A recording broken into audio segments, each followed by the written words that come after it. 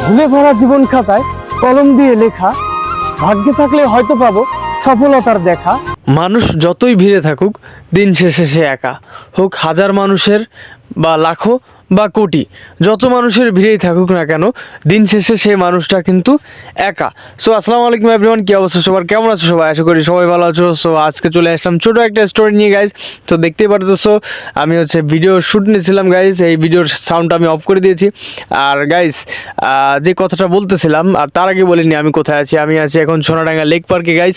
So সকালবেলায় চলে আসলাম, আর duty guys আমার শোরুম ওপেন হয় 10:30টায়, আমি এখানে 10টার ভিতরে চলে আসছি। তো যার কারণে ভাবলাম যে কিছু ভিডিও ফুটেজ করে নিই গাইজ, একটু ঘুরে নিই।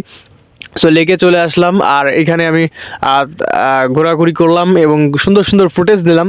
এবং গাইজ আর এখন দেখতে পারতো হেঁটে হেঁটে এই ভিডিওটা তোমরা ইতিমধ্যে দেখে ফেলেছো। কিছু মোটিভেশনাল ভিডিওস বানিয়ে নিলাম। তো খুব সুন্দরই লাগতেছিল আশেপাশের ওয়েদারটা। তো সময় থাকলে আমি এখানে আরও কিছু সময় কাটাতাম গাইজ।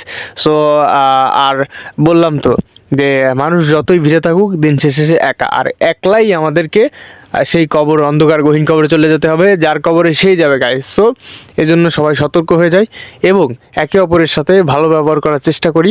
আর গাইস আজকের এই ছোটো স্টোরিটা তোমাদের কাছে কেমন লাগলো তোমরা অবশ্যই কমেন্টস করে জানাও। আর এখন একটু পেনের ভিতরে আছে, যার কারণে এরকম ব্লগ আপলোড দিতে পারতেছি না গাইস। সো ইনস্টাতে ভুলে যেও না, সবাই সাপোর্ট করে সাথেই থেকো। আল্লাহ হাফেজ।